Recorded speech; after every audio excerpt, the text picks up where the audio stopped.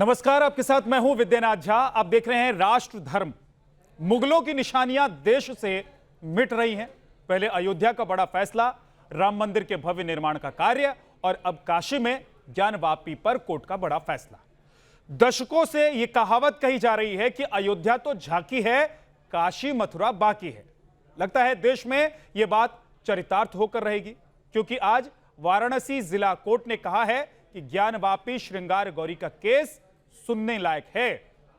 Court ने इस case को न सुनने के लिए मुस्लिम पक्ष की तरफ से दर्ज आपत्तियों को भी खारिज कर दिया। कोर्ट ने यह भी माना है कि यह केस 1991 के वर्शिप एक्ट के तहत नहीं आता। अब वाराणसी जिला कोर्ट 22 सितंबर को इस मामले में अगली सुनवाई करेगी।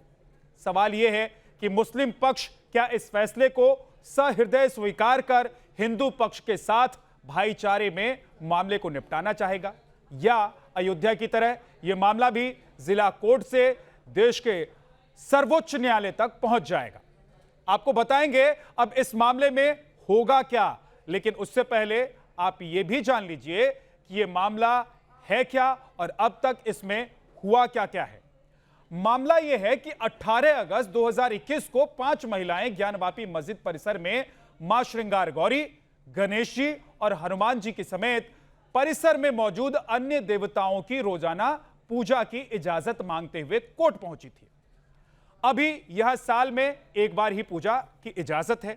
इन 5 याचिकाकर्ताओं का नेतृत्व दिल्ली की राखी सिंह कर रही हैं। बाकी 4 महिलाएं सीता साहू, मंजू व्यास, लक्ष्मी देवी और रेखा पाठक बनारस की ही है।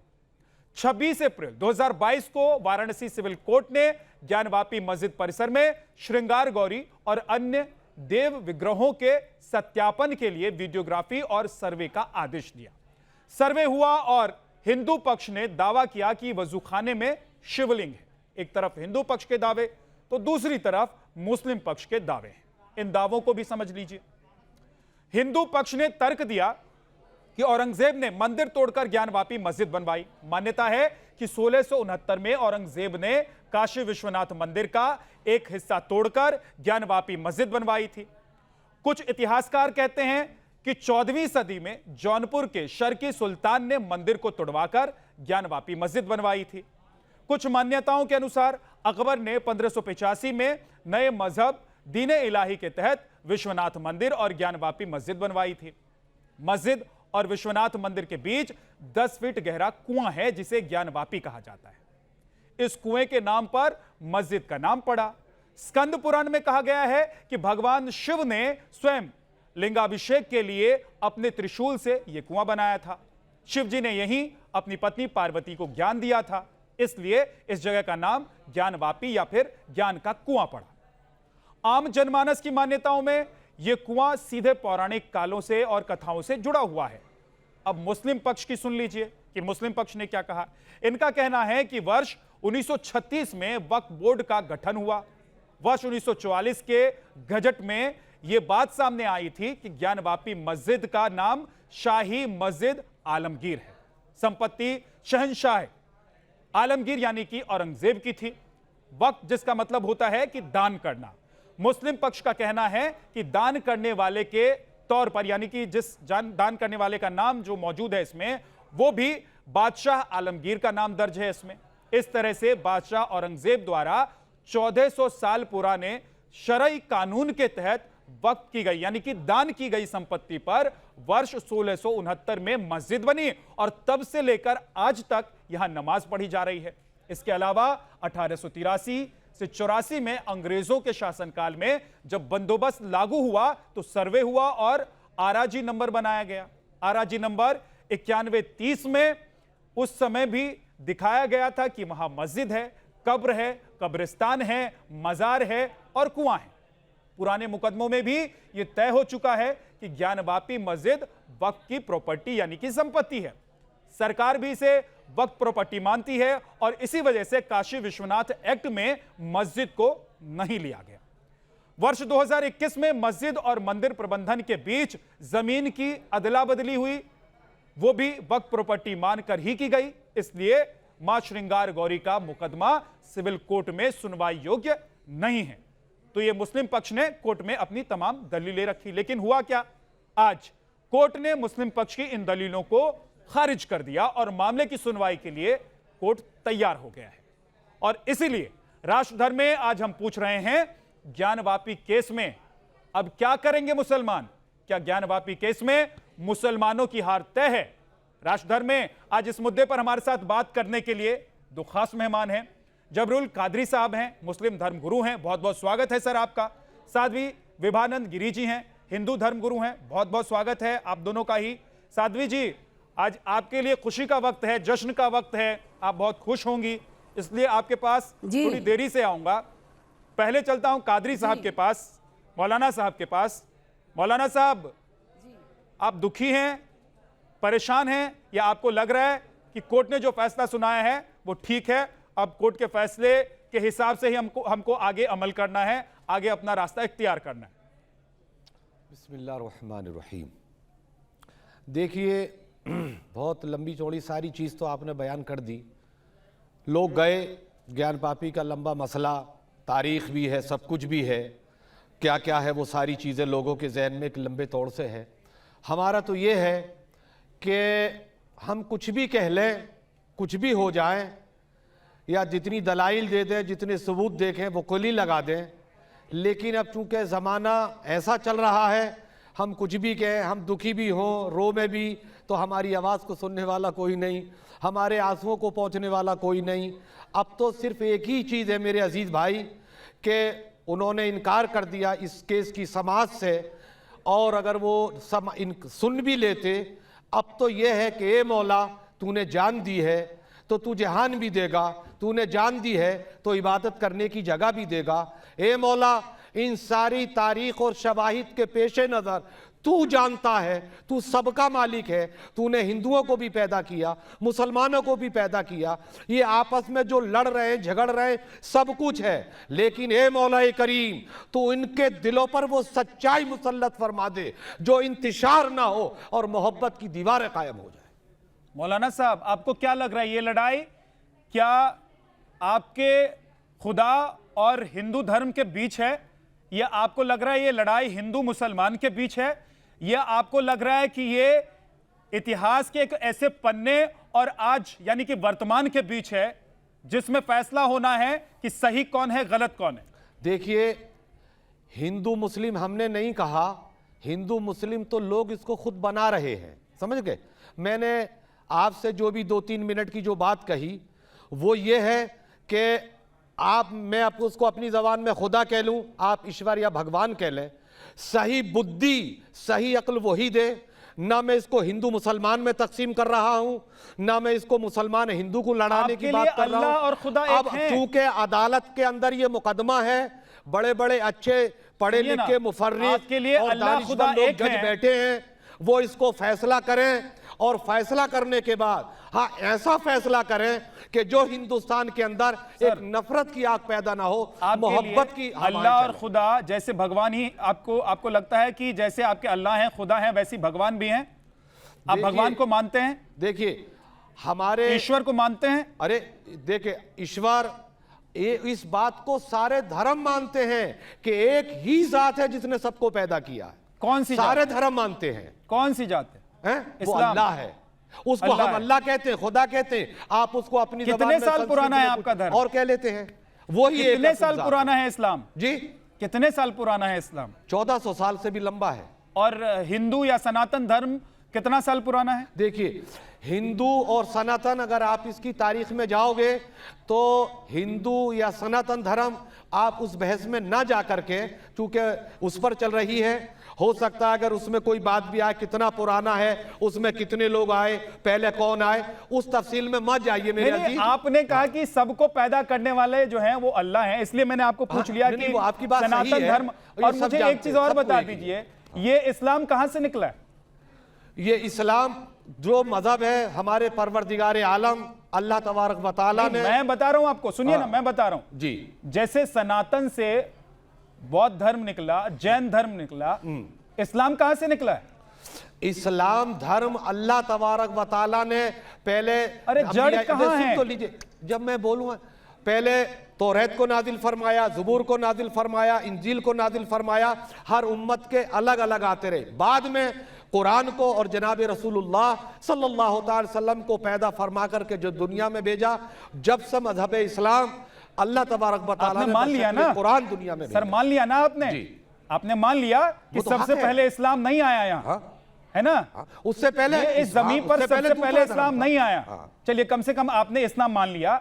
अब इसी तरीके से मान लीजिए कि यहां पर मुगल से पहले सनातन धर्मी थे, यहां पर मंदिर बने हुए थे, यहां पर शिवालय बने हुए थे, और मुगलों ने उनको तोड़कर, मंदिरों को तोड़कर, शिवालयों को तोड़कर मस्जिद खड़े कर दिए। इसमें क्या बुरा है?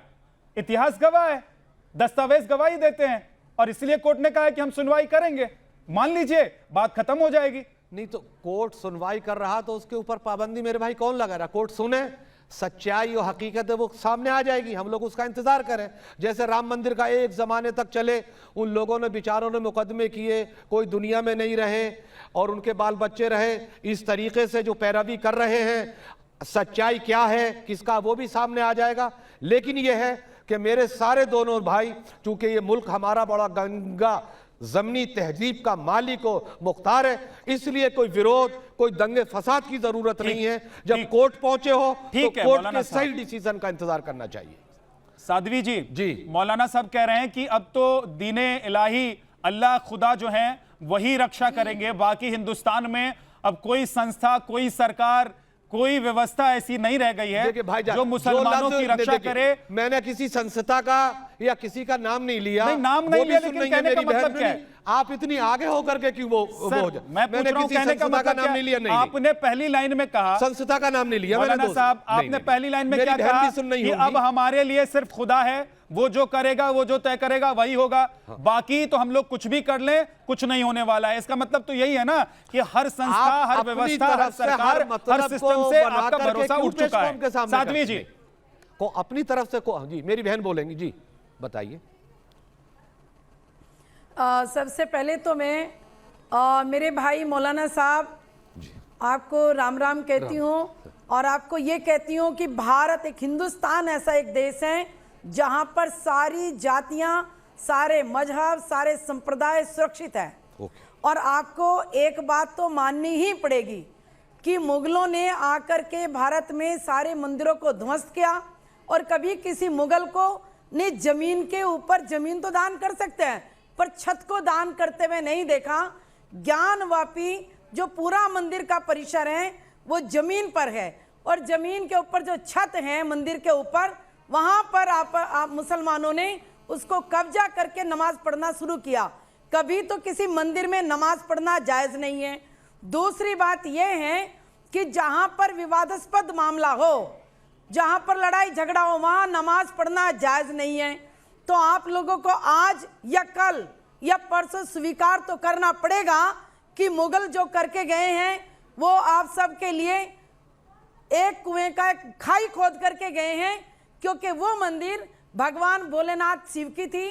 और आज जो जीत हुई है वो नंदी भगवान की जीत हुई है कि हमारे नंदी भगवान लगातार अपने स्वामी के दर्शन करने के लिए आतुर हैं, और जिसको चारों तरफ से मुगलों ने उस मंदिर के ऊपर से दरवाजे के आगे बंद करके, और उसके ऊपर जो उन्होंने प्रोपगंडा किया है, लेकिन इमारत बता देती है कि खंडर कभी मजबूत थे। तो जो खंडर हैं, जो उसमें नक्काशी मंदिर के अंदर एक से एक बनाई गई है, जब अंदर घुसते हैं तो उसे पता चलता है कि पहले कभी ये मंदिर था, और मंदिर के बाद उसके ऊपर जो छत है, छत के ऊपर नमाज पढ़ रहे हैं। उस नमाज जहां पढ़ते हैं, जब हम ज्ञानवापी की बराबर से निकलते हैं, जिसको आप मस्जिद कह रहे हैं, तो वहां पर भी चारों तरफ को हमारे हिंदू देवी देवताओं के कलाकृतियां बनी हुई हैं, वहां नागर शैली की तस्वीरें बनी हुई हैं। चारों तरफ से कोई भी अगर अंधा भी होगा वो भी छूकर बता देगा कि ये पहले हिंदुओं की इमारत थी। तो पहले तो ये कहना चाहूंगी कि आप इस बात को कहना बंद कर दें कि वहाँ मुसलमान की मस्जिद थी। ज्ञानवापी हमारे तो अनंत अनादि काल से चला आ रहा है सनातन धर्म में कि भगवान शिव ने माँ गोरा को वहाँ कथा सुनाई थी, और जब जहाँ हमारे भगवान शंकर जी विराजमान है, जब वहाँ की सारी दीवारें हटाई जाएंगी और भी बहुत सारे तथ्य निकलेंगे। आज सनातन धर्म की जीत हुई है, सत्यमेव जयते की जीत हुई है। जो आज वहां कोर्ट ने जो आज निर्णय सुनाया है, उसमें लाखों करोड़ों करोड़ों हिंदुओं की आत्मा गदगद हो गई और भगवान शिव के अनंत स्वरूप को देखने का चमत्कार मिला मौलाना हमें। साहब जी, आपको तो ये देखकर तो और जिस तरीके से आप भगवान साध्वी शिव जी को की अनंत सुन रहे कृपा है थे, हम पर। आप जिस तरह से साध्वी जी को सुन रहे थे, ऐसा लग रहा था कि दिल से आप भी चाहते हैं कि अगर ये सनातनियों की जीत है तो इसको स्वीकार कर लेना चाहिए। लेकिन सच में आप इसको स्वीकार कर पाएंगे या स्वीकार कर पा रहे हैं? मुझे लग मुगलों रहा है से आप पहले तो बहुत मुसलमान ही नहीं थे। भारत में जितने मुसलमान हैं सब हिंदू हैं। ये कन्वर्टेड धर्मांतरण करके मुसलमान बने हैं। भारत में एक भी मुसलमान जो अपने आप को कहता हो पहले हिंदू थे और आज वो मुसलमान बन रहे हैं। और मैं तो भारत के सारे मुसलमानों को निमंत्रण देती हूं, आप आइए और घर वापसी करिए। ये दरवाजा खुला है। सनातन धर्म के सारे लोग आपको अपनी गोद में बिठा कर रखेंगे, आपको अपना सरताज बना करके रखेंगे। आप आइए, हम तो आपको अपने घर में बिठाकर आपकी आरती उतारने को तैयार हैं। कल का भूला आज लौटकर आ जाए। भटका हुआ मुसाफिर कभी ना कभी लौटकर आते हैं, उसे भूला नहीं कहते। मैं तो घर वापसी चाहती हूं कि आप आइए। पहले भी आप सनातनी थे और आज भी सनातनी है। जब इंसान पैदा मौलाना होता साहब, है, ठीक है, कोई मुसलमान साध्वी नहीं जी, होता ठीक है, पेट मौलाना से, साहब, मौलाना कोई साहब। जैन नहीं होता, कोई फारसी नहीं होता, कोई कुछ नहीं होता, केवल वो सनातन होता है। मौलाना जी, अब मैं कुछ बोलूं मेरी बहन, अगर इजाजत दें तो बोलूं। देखिए जी जी भाई साहब, देखिए जी भाई साहब, क्यों नहीं। जब हम पुराने क्या थे, जब हम कलमा पढ़ के दीन में दाखिल हो गए तो पुराना हमारा मज़हब क्या था, अब हम मज़हब इस्लाम को मानते हैं, हम मुसलमान हैं और हम यही दुआ करते हैं अपने रब से कि ए अल्लाह तबारक व तआला हमारा ख़ात्मा तू ईमान पर दे। और इस्लाम की जो तालीमात हैं, इस्लाम की वो हैं, हमने पहले भी ऐलान किया है, हम आज भी ऐलान करते हैं कि अगर जो भी फैसला आए ज्ञानवापी मस्जिद के ऊपर या परेशर के ऊपर, जितने भी थे बड़े दानिशवर, बड़े मुफक्किर, बड़े गौर खोज वाले लोग हमारी अदालतों में मौजूद हैं। उसका सर्वे भी हो चुका है और वो फव्वारा है या वो क्या है, वो भी सब है। अब यही है कि हमें आपको खुशी का मौका है, आप खुश रहिए। हम तो कहते हैं जिंदगी भर आपके जीवन में बेपनाह खुशियां आती रहें। आप अभी खुश भाई नहीं साहब हैं ने क्या, हमसे मौलाना कहा साहब? कि मौलाना साहब आप तो भाईचारे बड़ी के गौर नाते से सुन खुश हो रहे लिया थे कीजिए। कि आपको ये लग रहा है अयोध्या ये में मेरे इतनी भाई बड़ी बड़े लड़ाई बुद्धिमान चली, हैं, ये वहां दिल की आप बातों लोग को भी पहचान रोते लेते रहे, हैं, बाद में दिल की बातों को भी सुन हार लेते हुई, हैं, क्या क्या उसके बात बाद है। फैसला अब मानना हमें ही इस पे पड़ा। तबसरा नहीं, कभी कि कभी जब तो वो खुश शुरू हो लिया चुका कीजिए। है, दशकों से उसका रोते आ रहे हैं डिसीजन मौलाना आएगा, साहब, थोड़ा वो सा तो मंदिर खुश रहिए था ना, या अच्छा मंदिर लगेगा। है, जो उसमें हिंदू निशानियां हैं, हिंदू पक्ष के जो लोग बैठते हैं देवी उनको भी देवताओं की अच्छा तस्वीरें लगेगा। बनी है, वो सारी चीजें अदालत में जाएंगी, जजों के सामने जाएंगी, जज उसको देखेंगे, तारीखें देंगे, जो सही इंसाफ हो। यकीन है कि इंशाअल्लाह उसके हक में बेहतर हो। कत्लो क़िताल, फसादात, झगड़े की जरूरत नहीं है, उसका इंतजार करें सब। बहुत बढ़िया। चाहे वो उमा हिंदू भारती हो जी या ने कहा है, मुसलमान। मौलाना साहब, उमा भारती जी ने कहा है कि भाई एक मौलाना काम कर साहब, लीजिए, पहले भी आप लोगों ने मौलाना अयोध्या वाला साहब, मामला देख लिया। आपको एक मैं मिनट साथ बात भी जा रहा कहना हूं। चाहूंगी, एक सेकंड हमारा साथ एक दीजिए। तीर्थ स्थान है जहां मुसलमान का तो कुछ लेना देना ही नहीं है। मेरी एक बहन, सेकंड साध्वी जी, वो आपकी मौलाना बात साहब बहुत बिल्कुल अच्छा, सही है बहुत कि अच्छा कहा है आपका स्थान उमा है, भारती जी ने, लेकिन कि ये बाहर हम- बैठ के तय हमारा कर भी लेंगे तो वहाँ ज्यादा कुछ है। अच्छा होगा, अब भाईचारे में हो आपका जाएगा, है, भाईचारा बना आपका हो रहेगा। या हमारा, अब वो चीज हमारे कब्जे में नहीं है, अब वो अदालत में पहुंच चुकी है मेरी बहन, हम उसका इंतजार करें। जो वहां लोग हैं जिनके जेरे गौर है वो जिसको देंगे। जी जी बिल्कुल अयोध्या का बिल्कुल, मसला चला ना चला, अदालत को जो फैसला होगा देंगे वो हमें भाई मंजूर है। देखिए सुप्रीम कोर्ट में बाबरी मस्जिद का मसला गया, फैसला आया, हम लोगों ने अपील की ना की, सारे लोगों में कोई इंतजार हुआ, हम लोग इसका भी जी। इंतजार करें और भाईचारे के साथ रहें, बिल्कुल। अपने मुल्क के गद्दारों के साथ हमेशा खड़े रहें, हम अपने मुल्क जी। में भाईचारा बना के रखें। और कोई उम्मीद हिंदू जा करती रहा हूं है, कि आप हम भी इस करें, फैसले का अपनी स्वागत बहनों का करेंगे। सम्मान करें, हम हिंदुस्तान को बटने नहीं देंगे। बहुत सुंदर। हमारा था, हमारा है और इंशाल्लाह हमारा रहेगा। आपको मंदिर मुबारक रहे, बहुत हमको अच्छा। मस्जिद मुबारक रहे, हम इंतजार नहीं, हम उसका इंतजार करें। और मैं मुसलमान कौम से ये अपील करना चाहता हूं, मुख्तलिफ चैनलों पर मुख्तलिफ तरह की डिबेटें हो रही हैं, उन डिबेटों को ना सुन करके अदालत के फैसले का इंतजार करो। हमें अपनी हिंदुस्तानी अदलिया पर, हुक्मरान पर, जजों पर यकीन है कि जो सही होगा डिसीजन देंगे, हमें कबूल करना पड़ेगा। और यकीन है कि अगर आपके हक में आ गया तो हम आपके साथ खड़े हैं, हमारे हक में आ गया तो आप हमारे साथ खड़े होंगे। जैसे कि राम मंदिर अयोध्या का मसला सामने आया था, हमें विवाद, फितना, फसाद की जरूरत नहीं है, सब्र करने की जरूरत है मेरी बहन।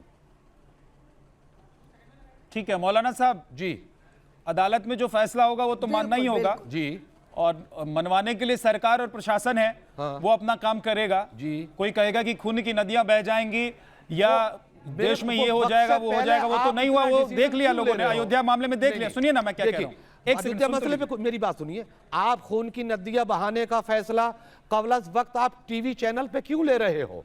अभी खून की नदियां वो मसला दूसरा था, ये मसला दूसरा है। आप अपनी जबान से खून की नदियों बहाने का नाम लेकर के इस कौम को क्यों डराना चाहते हो? मेरे अजीज, प्यार की बातें करो। जैसे हम नहीं, आपकी ये बात गलत है कि आप खून की नदियां बह जाएंगी, कत्लो गारत हो जाएगा। ईश्वर से प्रार्थना करो कि ऐसी चीज ना हो, इत्तेहाद हो। ये मैंने नहीं कहा, ये आपके ही कौम के लोग कह रहे थे और देश के ही कुछ ऐसे लोग कह रहे थे कि राम मंदिर पर फैसला आएगा, हम पहले देखिए हमारी कौम और तुम्हारी कौम संग्राम हो जाएगा, तो मेरी दंगे हो जाएंगे, लेकिन राम मंदिर पर जो फैसला आया वो पूरे देश ने देख लिया। मौलाना साहब मैं ये कह रहा हूं कि आप इतनी अच्छी अच्छी बातें कर रहे हैं, इतनी अच्छी अच्छी बातें कर रहे हैं, भाईचारे की बात कर रहे हैं। भाईचारे की एक बहुत अच्छी बात यह भी है कि आपको भी पता है कि मुगल यहां आए थे तो उन्होंने क्या किया था, कैसे उन्होंने मंदिरों को तोड़ा था, धर्म परिवर्तन कराया था, और बहुत सारे ऐसे हमारे हिंदू भाई थे जिनका धर्म परिवर्तन करा के उन्हें इस्लाम कबूल करवा दिया था। बहुत सारे ऐसे मंदिर थे, हजारों की संख्या में मंदिर थे जिनको तोड़ दिया गया, मस्जिद बना दिया गया। भाईचारे की एक बात तो ये भी है ना कि भाईचारे से बैठकर खत्म कर लीजिए, बोलिए कि साहब ये आपकी जमीन है, ये आपकी जगह है, यहां पर आपकी मान्यता है, हम तो नमाज कहीं और भी पढ़ सकते हैं, जरूरी नहीं है कि मंदिर के परिसर में या जहां पर दावा किया जा रहा हो कि शिवलिंग है उसी परिसर में बैठकर हम नमाज पढ़ेंगे। देखिए आपकी बात बहुत अच्छी है मेरे अजीज, अल्लाह ताला तुम्हें ऐसी बुद्धि और तुम्हारी उम्र दराज हो। अब ये मसला हमारे या बहन के या हिंदू मुस्लिम बैठ कर नहीं, अब ये मसला अदालत में जा चुका है, वो फैसला करेंगे, सबको माने होगा। हम तना तना बैठेंगे, हो सकता है कि आपके जज्बात कुछ हो, बहन के जज्बात कुछ हो, मेरे हटने के बाद दूसरे किसी के जज्बात अलग हो। हर इंसान की अपनी बुद्धि, अपने ख्यालात, अपने जज्बे अलग होते हैं। अगर ऐसे बैठेंगे तो इसमें इंतशार होने का अंदेशा है, झगड़ा होने का अंदेशा है। जब अदालत के पास चला गया है तो अदालत करेगी, तो वो सबको माने होगा। साध्वी जी, लेकिन अदालत में मुस्लिम पक्षकारों को जितना कुछ कहना था लगभग उन्होंने अपनी बातें कह दी रोकने के लिए इस पूरे मामले की सुनवाई को। अब अदालत में आपके पास क्या पक्ष है, यानी कि हिंदू पक्ष के पास कौन कौन सी ऐसी बातें हैं जिस दावे से वो ये कह सकते हैं कि ये जो जमीन है इसका अधिकार हिंदू पक्ष का है, और आपको क्या लगता है मुस्लिम पक्षकारों के पास ऐसी कौन सी बातें हैं जो आपको बहुत ही संजीदगी से और बहुत ही पुख्ता तरीके से जिसका विरोध आपको कोर्ट में करना पड़ेगा? देखिए भाई, हक और सच ये है। नहीं, ये साध्वी जी से एक मिनट मौलाना साहब। अच्छा, साध्वी जी से। देखिए पहली बात तो ये है मुस्लिम पक्ष के पास, पहली बात तो ये है कि मुस्लिम पक्ष के पास ना तो कोई जमीन दान देने का कोई वो है कागज, और ना ही वहां पर उन्होंने किसी ने वो जमीन दान दिया है। उस पर तो केवल यही है कि मुगलों ने आकर के वहां आक्रमण किया और हमारे मंदिरों को तोड़ा। और हिंदुओं के पास जो पक्ष है वो ये है कि हजारों वर्षों से नंदी एक टकटकी लगाए वहीं पर खड़ बैठे हुए हैं, और मंदिर जहां पर नंदी होते हैं, मंदिर के ठीक सामने भगवान शिव विराजमान हैं, जो चारों तरफ से दीवार करके उन्हें बंद कर दिया गया है, जिसको ये फुवारा बता रहे हैं। एक्चुअली वो फुवारा नहीं है। दूसरी बात यह है कि वही मंदिर के प्रांगण में ही वहां पर माँ श्रृंगार जी का वो बनी हुई है मूर्ति, गणपति की मूर्ति है, हनुमान जी की मूर्ति है। इसके अलावा जब वहां की दीवारें तोड़ी जाएंगी तो अनेकों चमत्कार ऐसी मूर्तियां और निकलेगी जिसको लोग दांतों तले उंगली दबा लेंगे, आश्चर्यचकित हो जाएंगे, क्योंकि वो हिंदुओं की जगह है, भगवान बाबा की जगह है विश्वनाथ की, और विश्वनाथ का वो परिसर है। कभी आज तक किसी ने पहली मंजिल पर मंदिर हो और दूसरी मंजिल दान करी हो किसी ने और वहां मस्जिद बनाई गई हो, ऐसा इतिहास में मैंने नहीं देखा आज तक।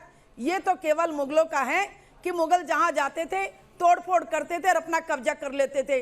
अभी ऐसा ही सेम घटना कृष्ण भगवान की भी यहीं पर है, मथुरा में, जहां हमारे कृष्ण भगवान का जन्म हुआ, उस जेल के ऊपर वहीं पर मस्जिद बना रखी है।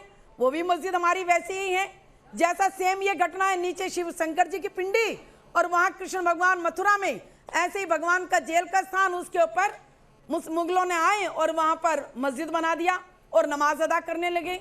ये तो आप सब जानते हैं और भारत में रहने वाले सारे मुस्लिम जानते हैं कि हमारी कोई 1 इंच जगह नहीं है जहां जहां मंदिर है और मंदिर के बराबर में या मंदिर की छत पर जहां मस्जिद बनाई गई है वो कानून के तरीके से गलत है, समाज के तरीके से भी गलत है।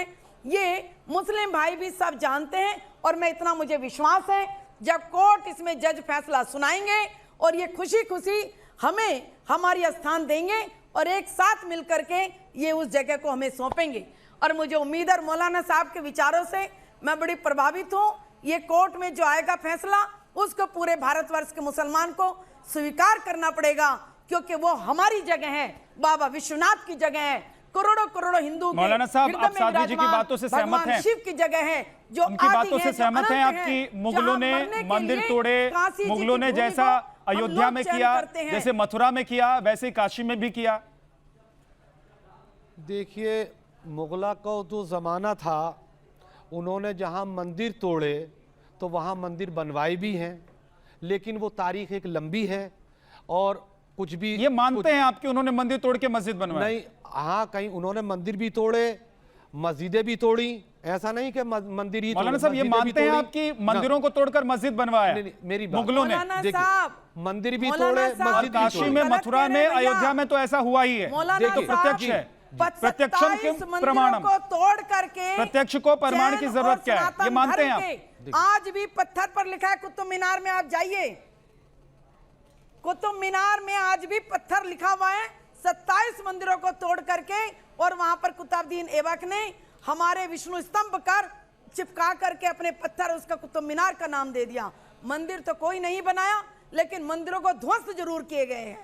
वहां पर बोलिए मौलाना साहब, मौलाना साहब बोलिए। देखिए मेरी अजीजा, मेरी बहन, देखिए उस गलती को आप सब लोग एक स्वीकार करें और उस गलती को आगे ना करें। देखिए मैंने जो डिसीजन था कि ये कोर्ट में पहुंच चुका है, मेरी बहन, मेरी बड़ी बहन, इंतजार हम लोग करें कि वो क्या था, धीरे क्या है, जो फैसला होगा हम लोग अभी बैठ कर के डिबेटों के जरिए या उसके जरिए डिसीजन न लें। जो हो मुल्क के लिए, मुल्क के लोगों के लिए बेहतर हो और ये होना चाहिए। उन्होंने क्या तोड़ा, कौन सी मस्जिद तोड़ी, वो एक लंबी लिस्ट है जो आज तक चली आई। हम उस जमाने में पैदा भी नहीं हुए थे जब मुगलों का दौर था, धीरे धीरे आए, तारीखें हैं और इन तारीखों को भी इस ज़माने में आने के बाद बड़ा मरोड़ के तोड़ करके हर एक आदमी ने अपनी हैसियत से उन इख्तिलाफी बातों में ना जा करके सही डिसीजन वही है जो दो बातों में मैं कहना चाहता हूं अपने हाजिरीन और नाजरीन के लिए, चाहे वो मेरे हिंदू भाई हों या मुसलमान हों, कि सही डिसीजन यही है कि बहुत हो चुका, खून खराबियाँ बहुत हो चुकी।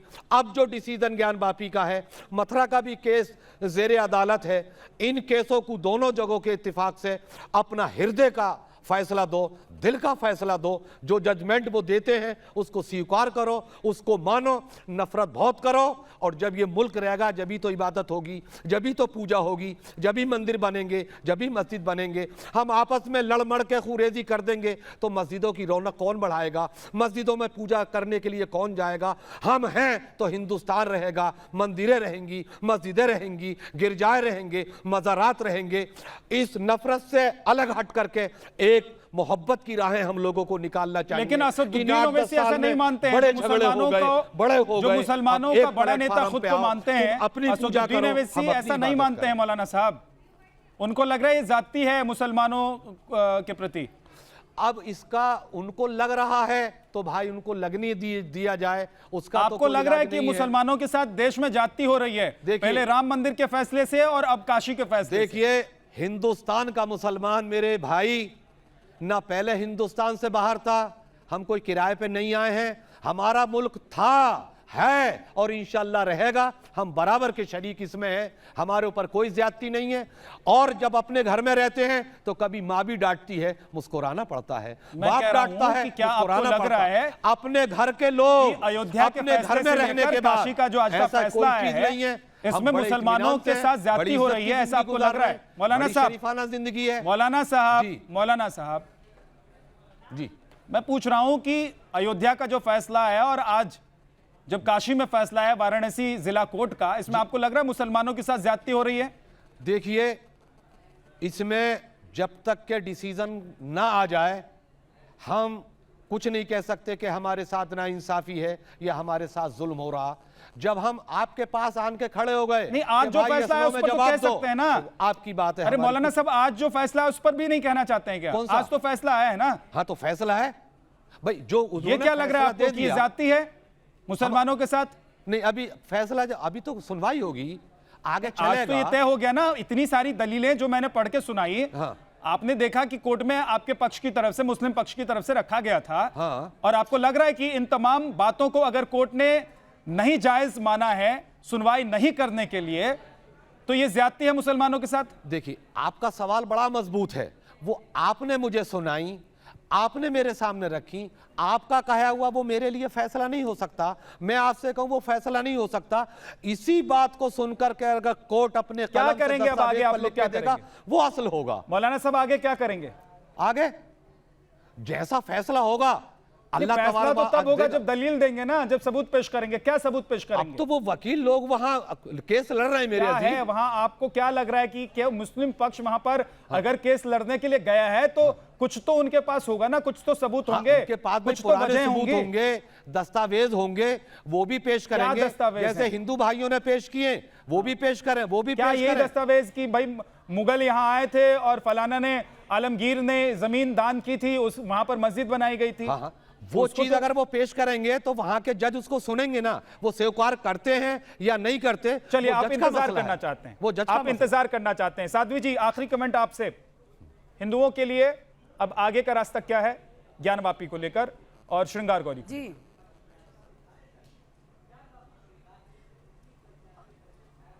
देखिए, श्रृंगार गौरी का ये जो लगाया था कोर्ट में केस, वो जज साहब ने उसे स्वीकार कर लिया। तारीख आगे आएंगी और हमें पूर्ण विश्वास है महादेव पर और भगवान नंदी जो उनकी सेवा में लगे हैं कि फैसला ये सनातन धर्म के पक्ष में आएगा जो अनंत अनादि है। क्योंकि यहाँ पर हमने किसी से ज़मीन लिया नहीं है, ये भगवान शिव की ज़मीन है और हमें पूरी उम्मीद है कि जज साहब जो फैसला देंगे उसे सिरोधार्य है, हम उसे स्वीकार करेंगे। ठीक है, निश्चित बहुत रूप से ये हमारे पक्ष में बहुत शुक्रिया साध्वी जी आपका, और कादरी साहब आपका बहुत बहुत शुक्रिया राष्ट्रधर्म में हमारे साथ जुड़ने के लिए। राष्ट्रधर्म में आज के लिए इतना ही। देश और दुनिया की खबरों के लिए आप देखते रहें न्यूज़ नेशन।